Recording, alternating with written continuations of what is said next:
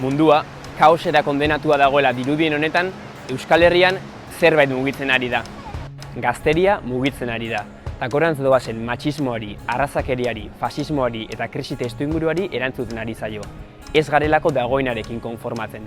Ez dugu geure burua inposaturiko marko juridiko eta politiko batean onartzen. Ez garelako espainolak ezta frantsesak ere.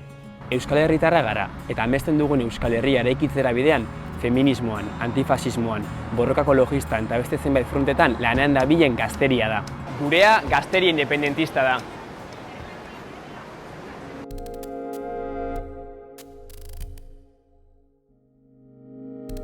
Mila 1975ko iraila zen.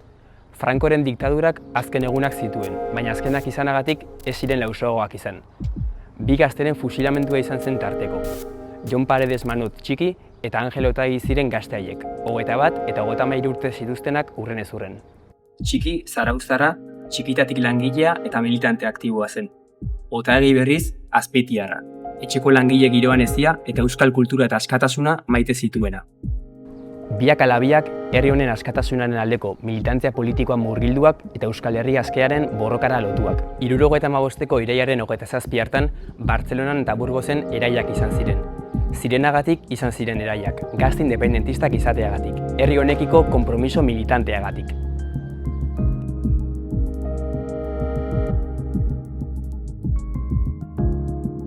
Hil bat zituzten ere, ez zuten haien ahotsa tiro isilarazterik lortu. Eta herri honek hizketa eta oihuka jarraitzen du bere burujabetza aldarrikatzen. Eta batez ere, bere historia belaunaldi transmititzen. Hau ez delako eras etxiko duen herri bat, eta batez ere, borrokak ez duelako etenik izan geroztik. Zarauzko latu bakoitzak txikiren historia kontatzen jarraitzen du. Azpeitiko kale bakoitzak Otagirena kontatzen jarraitzen duen bezalaxe. Eta Euskal Herriko txokoek herri oso baten izana kontatzen digute.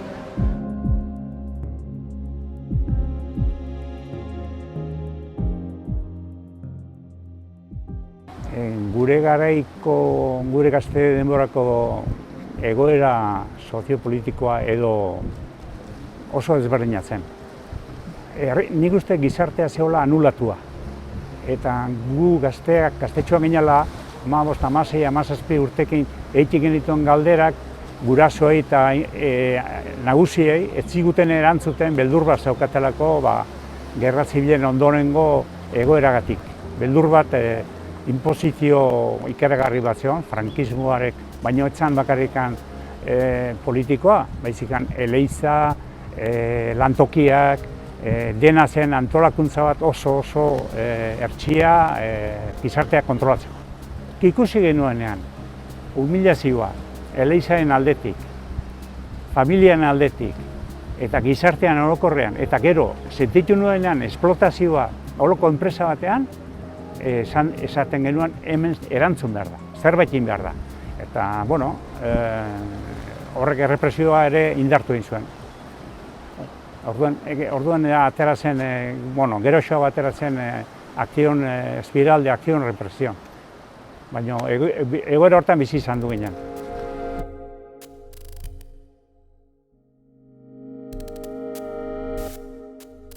Nik uste, aipatu behar dela ere, garaia haiek asko motibatu zigutela guri, baina gertatu zelako Kubako iraultza, Argeliko iraultza, Binanen ere kriston iraultza egin zuten Amerikano kanporatu. Esaten genuen, herri txiki bat izan arren, handi bat ere irabazten altzaiola. Eta konpromisoa hartu behar da balore batzuen inguruan.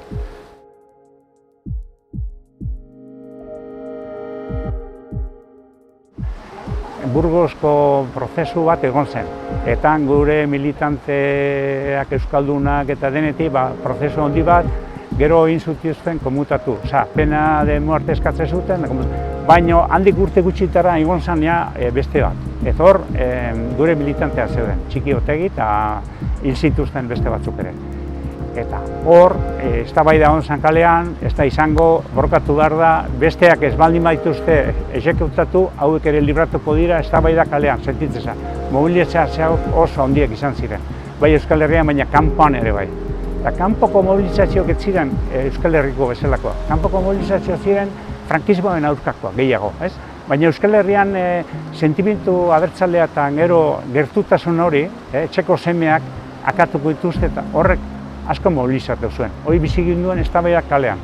Exekutatu zituztenean horrek zutan jarri zuen Euskal Herria.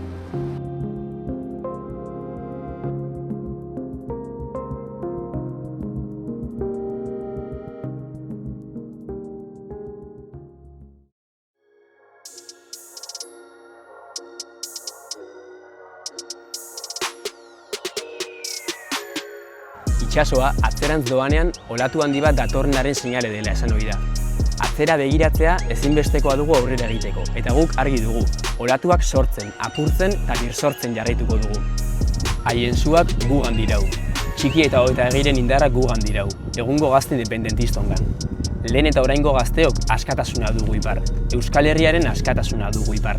Egiteko modu berrietatik, molde berrietatik eta forma berrietatik askatuko dugu Euskal Herria egungo gazteok.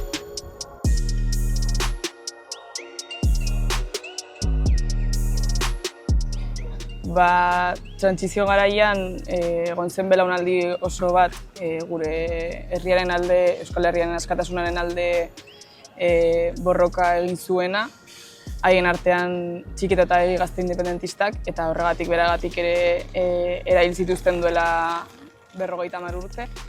Eta garai hartan lotuta eta ondo lotuta utzi zuten 78ko erregimena, eta gaur egun munduko egoera gero eta nahasiagoa da, gero eta krisi gehiago zeharkatzen dituzte gure bizitzak, eta horrek eragiten du gazteok eta gizarteak orokorrean etorkizunaren eta espektatiba kolektiboen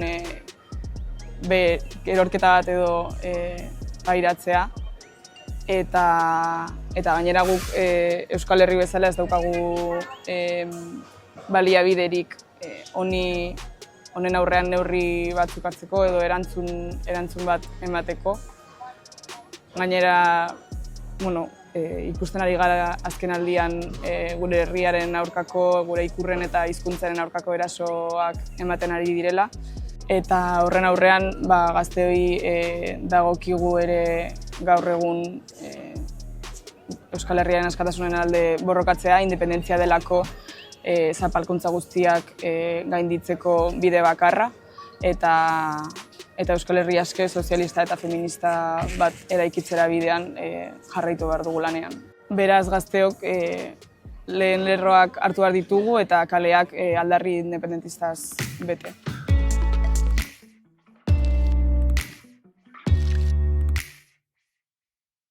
Gaur gu gaude auziperatuak, baina bihar haiek egongo dira. Zuen esku dago gure borroka aurrera eramatea, esan zuen txikik. Txiki, hemen gaude, eta zuen borroka aurrera eramango duen belaunaldia gara. Gazteria independentista gara, eta zuen helburuak gureak ere badiren heinean, askatasunerako bidea marrazten jarraituko dugu. Horregatik, irailaren 14an Donosteko kaleak hartuko ditugu berriz. Zuengatik eta guregatik. Milaka gazte izango gara, argi eta ozen esateko. Euskal Herriaren askatasunen aldeko borrokak ez du etenik. Gure belaunaldia prest dago jauzi bat aurrera emateko. Ekin ta bultza askatasunera.